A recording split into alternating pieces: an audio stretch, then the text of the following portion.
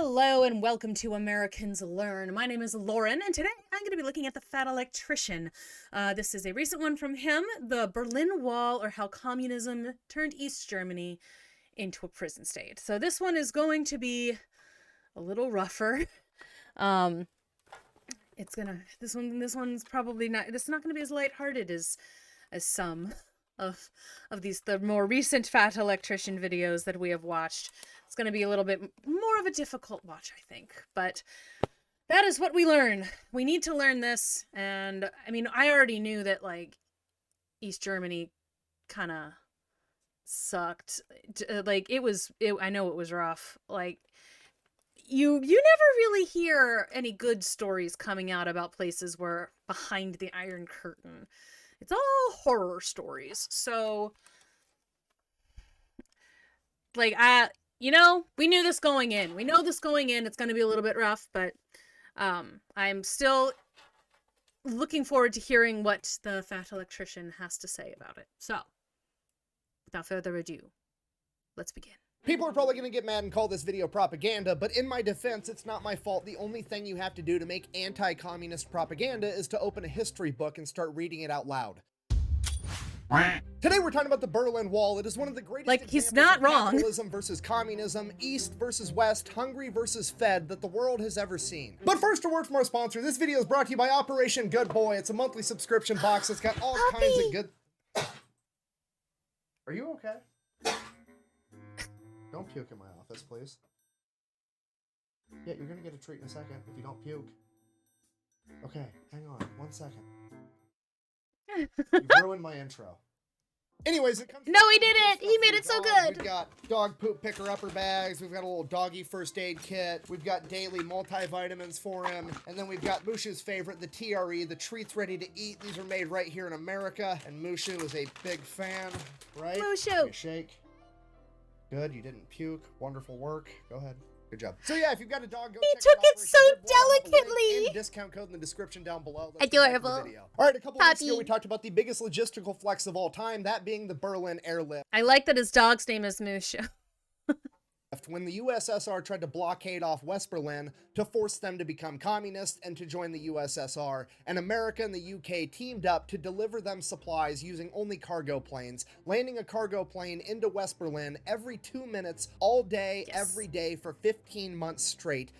We just saw a video about that, so that is somewhere in the playlist at the end of the video. Feeding and supplying an entire city with 4.6 billion pounds of supplies. It was awesome. If you want to watch that full video, I'll have that linked right here. If not, that's fine. Here's the bare minimum background info that you need. Right after World War II, Germany was basically split into two pieces. You had the Western powers, America, the UK, and France, controlling the western half of Germany, and you had the USSR controlling the eastern half. And here's where that gets weird. They did the same exact thing with the city of Berlin, where the West controlled the western half and the USSR controlled the eastern half, except Berlin was 100 miles into the USSR territory. And this is why the USSR blockaded off West Berlin and tried to force them to join, because they didn't want a little speck of capitalism in their communist utopia. But the West isn't about to back down from a challenge, so America and the UK team up, Wonder Twin powers activate, they launch the Berlin airlift, they feed an entire city using nothing but cargo planes, and after 15 months, the USSR is finally forced to end the blockade because they can't afford to try to stop them anymore. So 1949, the roads and railways to West Berlin open back up and everything goes back to working exactly how it was supposed to, and this is where the story really begins. From 1949 to 1951, we had what was known as a green border between East and West Germany. Basically, there was a border there. They're two separate countries. However, it was very, very easy to go from one country to the other and back. It was no big deal at all, which was really important because you have to remember, they just drew an arbitrary line right through the middle of Germany and were like, hey, these are two separate countries now. It was really complicated for a lot of people. You had people that had family members that now live in a different country. You had people whose home was in one country and job was in the other. You had farmers and property owners that now owned property in a country that they didn't live in. It was very, very complicated. And while the border is essentially open, a ton of people from East Germany are taking advantage of it and migrating to West Germany because it's way, way better to live in West Germany, where the evil capitalist pigs from America and the UK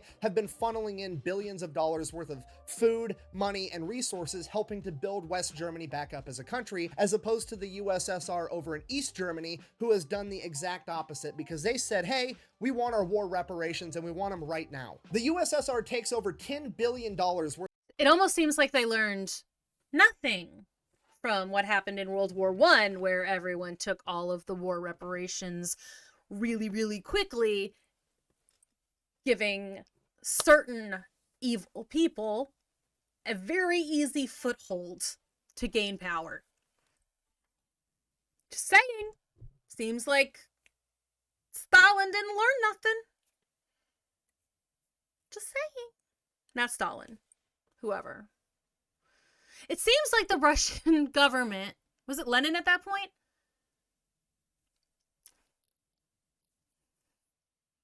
I don't remember when Stalin died.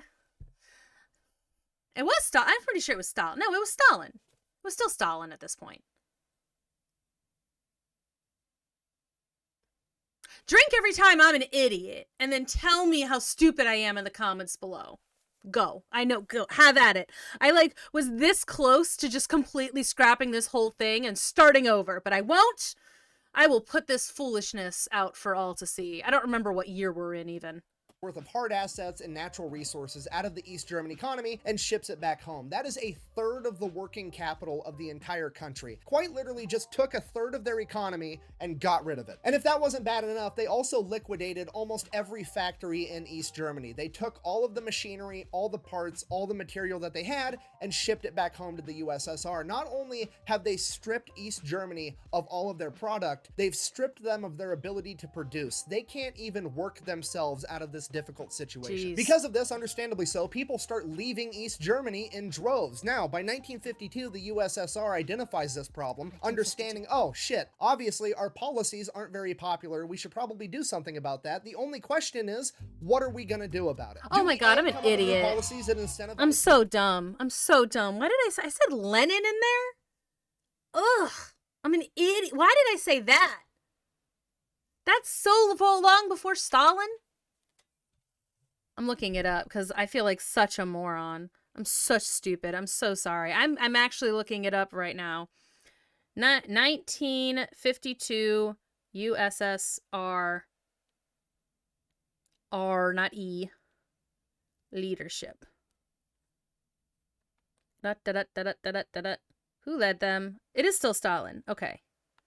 But because he died in 1953. So I knew it wasn't— oh, it was not Stalin the whole time. Okay. Then Khrushchev. Okay, after that. And then Yeltsin. And then Gorbachev and then Putin, right? Okay. So, okay. Just ignore everything from the last 3 minutes because I've just been a moron. To stay, making them want to be there and making them want to be a productive member of this society? No, absolutely not. We're going to go with option B, old reliable, good old-fashioned human rights violations. Okay, so here's the plan. We're going to shut down the border between East and West Germany. We're going to build a wall or a fence. And I know what you're thinking, walls don't work. Well, if the wall doesn't work, you know what is going to work? The landmines that we put on the other side of it. And if that doesn't work, we're going to get guard dogs. And if the guard dogs don't work, we're going to put up a bunch of guard towers and we're going to have over 20,000 men with guns watching the border 24/7 all the time, and they have the authority to shoot anyone trying to escape on sight. Now, obviously, there's one glaring hole in this plan. What if somebody is able to get past the wall, navigate through a minefield, evade the dogs, and they get seen by the guard, but because the guard is an East German, and he probably doesn't want to be in East Germany either, what if the guard just doesn't shoot him and lets him go over to West Germany? Well, that's where the giant sand pit comes in. We're going to line the entire border between East and West Germany with a 30-foot wide pad of sand. And that way we'll be able to see any footprints when somebody runs out of East Germany into the West. And then we're going to know that somebody escaped, and we're going to hold the guard on duty for that sector responsible, and then he's going to get in trouble. Buh! Having a very secure border isn't a human rights violation. Buh! Well, right, when you're using it to keep people out, but when you're using it to keep people in, it's absolutely a human rights violation according to the Universal Declaration of Human Rights. Let me just read that for you. Article 13, Section 2, quote, "Everyone has the right to leave any country, including his own, and return to his country," end quote. So yes, turning an entire country into a prison and refusing refusing to let anyone leave while you oppress them is in fact a human rights violation. However, to be completely intellectually honest, I do have to tell you that the Soviet Union is one of only 3 nations that refused to sign the Universal Declaration of Human Rights, and they refused to sign it specifically because of Article 13, Section 2, which I just read to you. They basically said that they would only consider signing it if this was added to the end of Article 13. Quote, in accordance with the procedure laid down in each country, end quote. They were unanimously declined because that would ruin the entire point of Article 13, which would basically just mean that, yeah, you have a human right to leave a country unless that country tells you you can't. So, which, okay, the other thing about that, though, is, like, I hate that there has to be a document deciding on, like, what's a human right, because then it's just like, if you don't sign it and there's no repercussions for not signing it, like, why is there a document at all? Like, I mean, I guess it's so if someone who signs the document can get in trouble if they don't do the thing, but it's like, if something is like taking away human rights, and a lot of people agree that it's taking away human rights then it's taking away a human right. It just is taking away a human right, and if you're taking away human rights, you should not be allowed to do that. Like and a piece of paper shouldn't tell you, like, and if you don't sign the piece of paper, I mean, and you just so you can continue to violate human rights, you should get in trouble for that. You shouldn't be allowed. It shouldn't be allowed. And, like, we're not gonna get into, like, all, like, there's been so many things in the past few years that have just, it boggles my mind that they're just, because they don't want to sign the paper or, like, get on board with what's right, they just are allowed to continue to violate the rights of other people because they didn't sign the stupid paper. I'm looking at you, everybody who overturned Roe v. Wade, and, like, so many other all of the anti-LGBT laws that are going into place in America right now, and other places as well. Like, it's because they've decided that it's fine in their country or in their state, and they signed papers saying it's fine, we can do this. Everyone else just has to, like, accept that. And, like, ignore all the people who are actively dying because of their stupid paper. It's ridiculous, and I hate it. So what's the point of even having that as a human right? So the border is pretty much completely shut down. The only exceptions to that are the fact that you can apply for a visa to leave East Germany. However, it's very expensive. You get interrogated by the government, and the only people to actually get these visas awarded to them are people that are working on behalf of the Communist Party, or somebody that is obscenely rich and is for sure coming back anyways, which seems like a weird hypocritical policy for a communist regime whose ultimate goal is to have a moneyless, classless society where except for no, they always want the rich people. And honestly, it's always, everyone always wants the rich people. Everyone does, regardless of what their economic ideal is.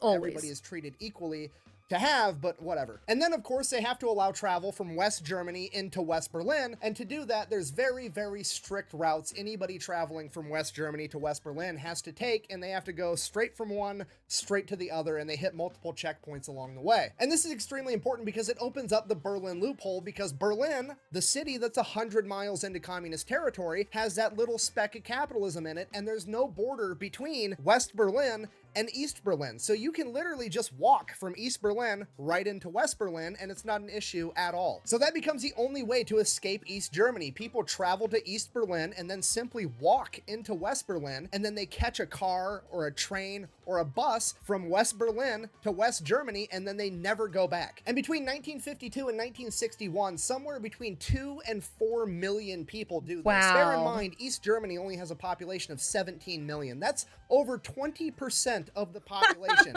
walks into West Berlin and never comes back. And of the people that did leave, they were disproportionately young, highly skilled, highly intelligent people like doctors, lawyers, skilled tradesmen, engineers. Because they saw which way the wind was This got blowing. the nickname the brain drain. So 1961, Of the course they USSR did. was like, oh shit, this is a humongous problem. All the young, smart people are leaving. We got to do something about this. Should we, I don't know, incentivize highly successful young people to want to stay here? Or Do we build a wall to keep us free from the enemy? Nah. Breakout old reliable, more human rights violations for everybody. So, August 13th, 1961, in the middle of the night, a bunch of East German construction workers and cops show up with guns and they put a fence all the way around West Berlin. Not to keep the West Berliners in, but to keep the East Berliners out. And East and West Berlin at this point in time were still very much intertwined. There were people that lived in the East and worked in the West and vice versa, and there were people that had family members on one side or the other side, and there were people that owned businesses and property. There were people that were seeing relatives and got separated from their families, and they weren't allowed to get back on the other side of the heard wall. about There were that, literally thousands of people in Berlin that woke up one day and it was just like, congratulations, you just lost your job, you just lost your property, you lost your business, you're now separated from your family. Because of this, people started trying to break into West Berlin, or they were breaking out into East Berlin to get people and bring them back into West Berlin. At first it was easy because it was just a fence and you could cut your way through it or you could scale it, but that fence rapidly turned into a 12-foot high concrete wall. And then when people started bringing ladders to scale over the top of it, they added a gigantic round metal top to it so there was nothing to grip and pull yourself over. And then they added barbed wire and guard towers and guards that were allowed to shoot you on sight and turned it into a full-on demarcation line around West Berlin. And that is when the escape attempts got incredibly creative. One of the more popular ones at the very beginning was that somebody from West Berlin would remove the gas tank from their car and they would just have a little 1-gallon jug for gas, just enough gas to drive into East Berlin, pick somebody up, and drive back to the West. And the person would be strapped up underneath the car where the gas tank was supposed to be. But then the communists figured that out, and then they had the guards at every checkpoint before a car could go into West Berlin. They would take a flexible metal wire and shove it down into where the gas tank should be to make sure it was in fact a gas tank. So then that plan was out. So one guy decided he was going to take his BMW Isetta, cut the roof off, and then he was just going to drive right underneath the checkpoint going full speed, and he was going to duck, and that's how he was going to break into West Berlin, and that's exactly what he did. And because of this, the East Germans added spike strips and barricades to every checkpoint. Every time somebody escaped into West Berlin, the communists fixed however it was possible. They made it more and more difficult, and the escape attempts got more and more creative. Some of my personal favorites include shooting a steel cable over the wall from a high building and then ziplining to the other side. Having somebody from West Berlin... How very Batman, I love it! ...get a cow costume and tow a cattle trailer into East Berlin, and then have 2 of his friends dress up in the cow costume and stand in the cattle trailer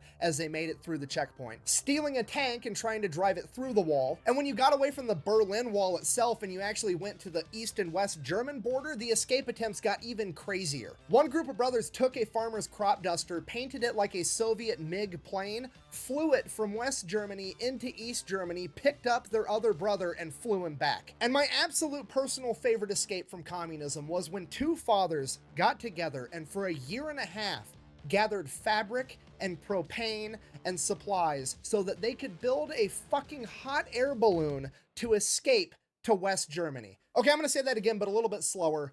8 people, 2 families, 2 fathers, 2 mothers, and 4 children escaped communism using a hot air balloon. Do you understand the gravity of what I've just told you? That's the gravity. Blink. Dad, it speaks volumes to me that 2 men in my situation got together, looked around, and said these living conditions are so horrific that the best bet for me and you and our wives and our kids is to secretly gather up a bunch of cotton fabric, aka flammable shit, sew it into a balloon, attach it to a wicker basket, more flammable shit, and then propel it with a fucking flamethrower as we try to get away as fast as the wind will take us while the guards are shooting at us. Okay, look, all I'm saying is I've never seen anybody that determined to escape capitalism. That's all I'm saying. Buh! But that's not real communism. Buh! Of course it's not, because it's never real communism whenever something goes bad. But whenever something goes bad under capitalism, it's 100% capitalism's fault, and we should get rid of it and do communism instead. Granted, communism every other time we've tried it's ended in genocide and murder and human rights violations, but hey, I'm feeling it this time, guys. We're this close to just 1, maybe 2 more genocides, and we're gonna have that communist utopia. We should keep trying. I can't.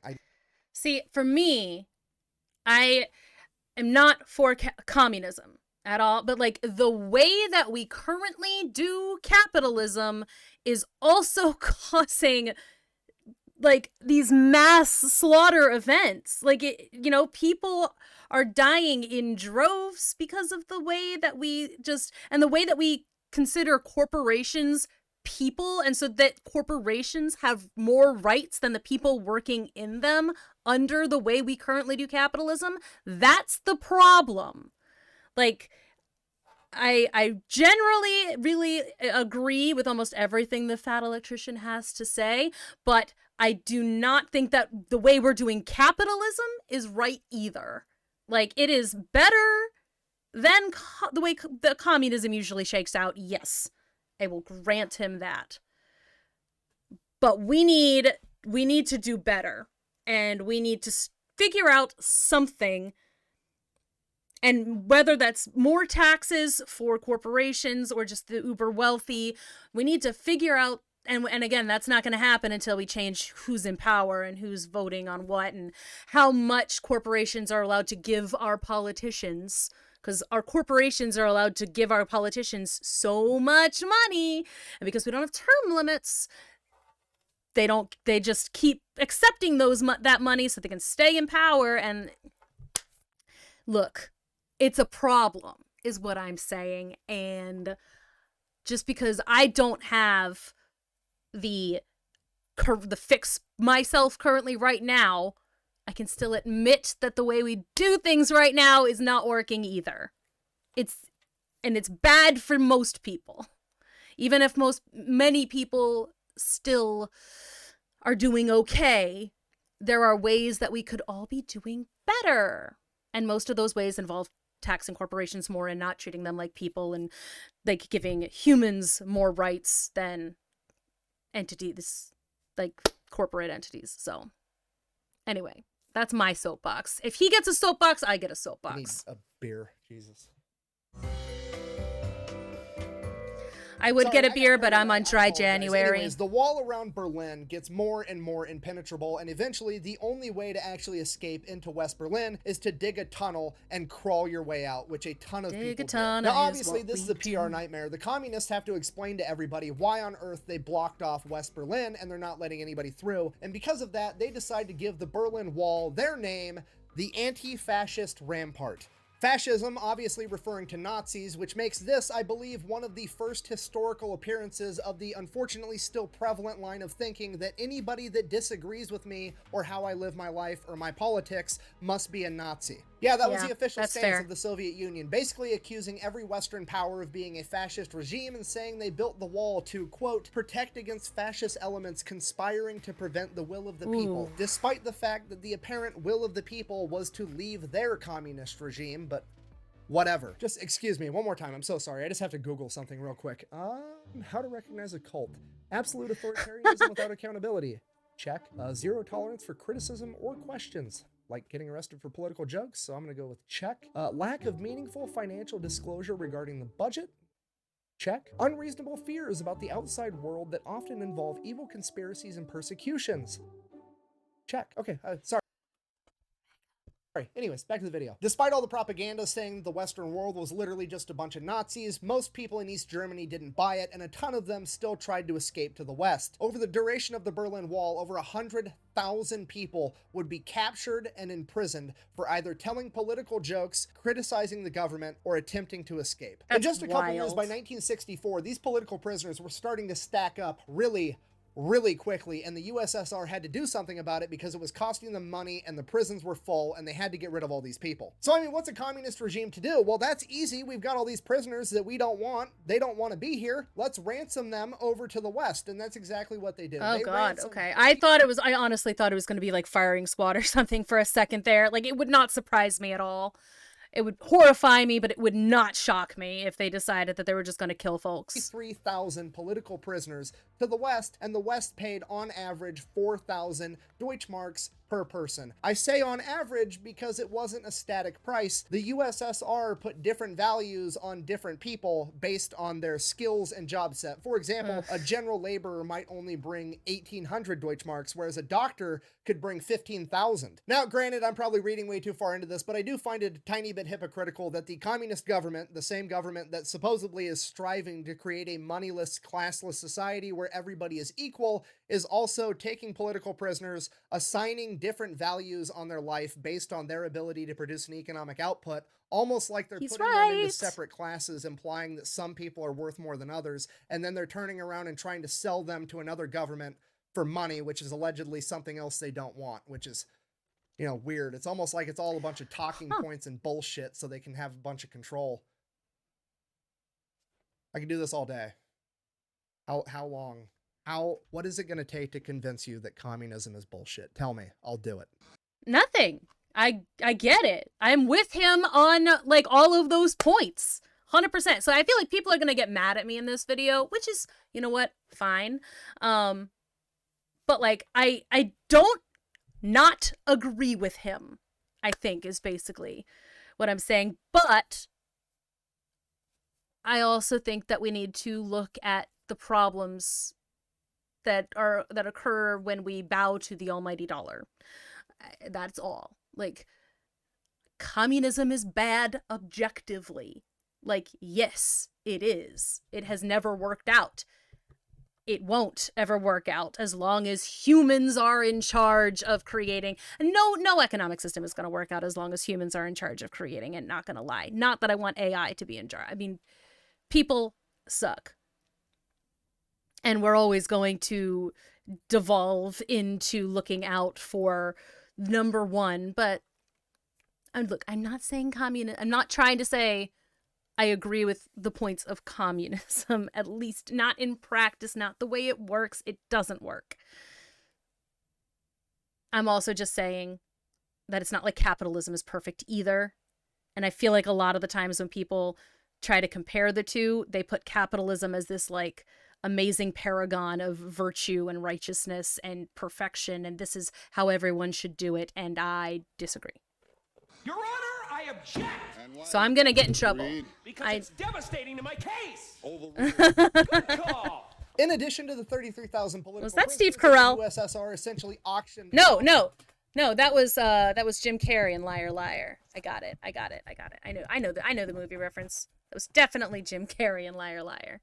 For money, they also agreed to release 215,000 East German citizens for the low price of 2.3 billion Deutschmarks. Between 1945 and 1989, over 600 Germans were killed either trying to cross the border from East to West Germany or from East to West Berlin. And that is considered to be a very low, very conservative number because the USSR didn't want to release the actual numbers or admit that they'd killed anyone, because every single person they killed trying to escape communism was a huge political hit to them. Which raises the question, I bet. What happened in 1989? Well, that's the best part of the whole story. By 1989, the Soviet Union was going bankrupt. They were beginning to crumble. They were losing their sphere of influence, and more civil unrest started to occur. And by November of 1989, in East Germany, there were protests, people demanding that they had the freedom of speech, the freedom of expression, the ability to critique their government without getting arrested, and most importantly, the freedom of travel. The communist government knew that they had to give the people an inch before the people turned around and took a mile, and the 1 inch they were willing to give them was they were going to get rid of the travel ban and finally start granting people visas. They weren't going to charge them money, they weren't going to have some special circumstance to do it, and most importantly, they were actually going to approve people, and they were going to do it quickly. These new travel regulations were drafted on November 8th, they were going to be announced to the public on November 9th on live TV, and on November 10th they would go into effect, and people could show up to the passport office, apply,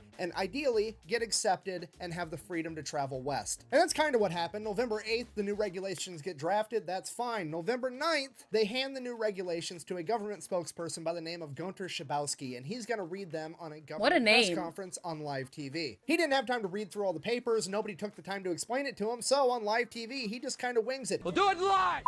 He reads off what he thinks is important, which is just, here's the new rules that we're living by, and everybody's like pretty happy about it, and one journalist asks, When does this go into effect? And Gunter, not having time to have read through all the papers, kind of shuffles through them real quick, looking for an effective date, in which he doesn't see one. It's there, he just doesn't see it. So he just kind of shrugs and he's like, as far as I know, quote, immediately, without delay. Oh my god, as opposed to tomorrow. Das tritt nach meiner Kenntnis ist das sofort. And with that going out Bye! on live TV, East Germans got up and started going to the wall. Now, this announcement was at the ass end of a foreign government press conference, so not a lot of people saw it, but then the news outlets started picking it up and they started airing it, both in East and West Germany, and then even more people started showing up on both Holy sides shit. of the wall. And within just a few hours, tens of thousands of people had shown up to Checkpoint Charlie, one of the main checkpoints for the Berlin Wall, to go from east to west, and they demanded to be let go because they had just been told by their government on live TV that they had the freedom of travel, and the guards had no idea what was going on, and they were outnumbered 10. Maybe he did see it. Maybe he did see it and he was just like, I'm done, you know? I mean, that is the best possible reading of this situation. He probably just didn't see it, but it would be really funny and give me a little bit of faith in humanity if he did see the actual date, even though it was just tomorrow, and like just said, you know what? No, we're done.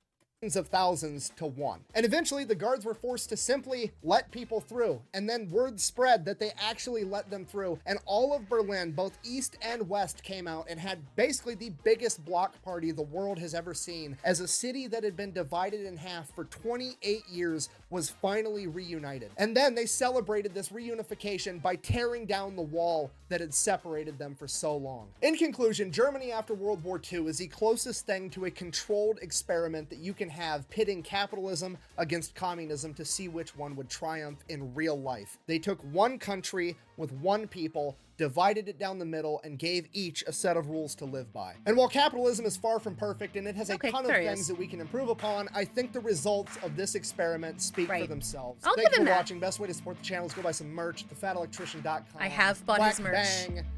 Out. I have bought his merch. I do wish he'd said the thing where he admits that there's some issues earlier in the video, because I went on like 2 different rants there that probably didn't need to get gone on. Because obviously capitalism is better than communism. And if you got to this far in the video, congratulations.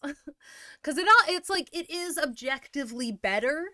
So if I said stuff before that made it seem like I definitely don't agree with that, then like, that's not how I meant it to come off at all. Because it is. But look, it is better. Because communism's really, really sucks. But I do think that there's a lot we can do to change. And I'm glad he says that at the end, that there's a lot that we can do to fix it. But I might not have gone on such a long rant if he had said it earlier. That's all.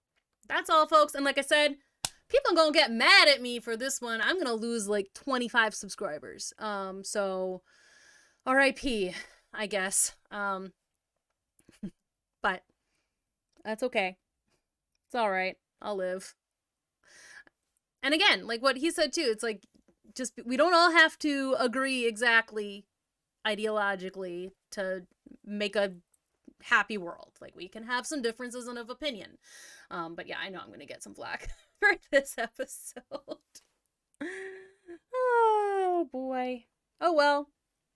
This is definitely gonna be a members only video first, and then it's gonna slide on over to the rest, but that's what's going on. So hey. Anyway, like I said, I still like the Flat Electrician videos. I still have enjoyed basically every single one of his videos I've ever seen. I do find him very informative. The Berlin is always just such a tragic tale, and we didn't really go into so much of that, like the actual separation of families, and like, because I know it was real bad. Like, it was bad, y'all. And I always like cry when like I see the images of people reuniting and like how happy they are, and like it always like stirs my heart, because it's just such a sad it was such a horrible, horrible thing for the Soviets to do and to, like, keep doing, and just, anyway, it's a rough time, and there's a lot of emotions involved with it, so I hope that you still manage to enjoy this video, even if you don't agree with everything that I said. Just, like, maybe just, let's agree to disagree, if we disagree. How about that? Thanks again if you watched all the way to the end. I owe you a special treat. I don't know what that will be. But I'll also know if you didn't watch all the way to the end, if you start, like, ranting at me in the comments before you watch the end of the video, where I do say that capitalism is better than communism objectively. So, anyway. That's all for me today, but before I get myself into any more trouble, I will see you in the next one.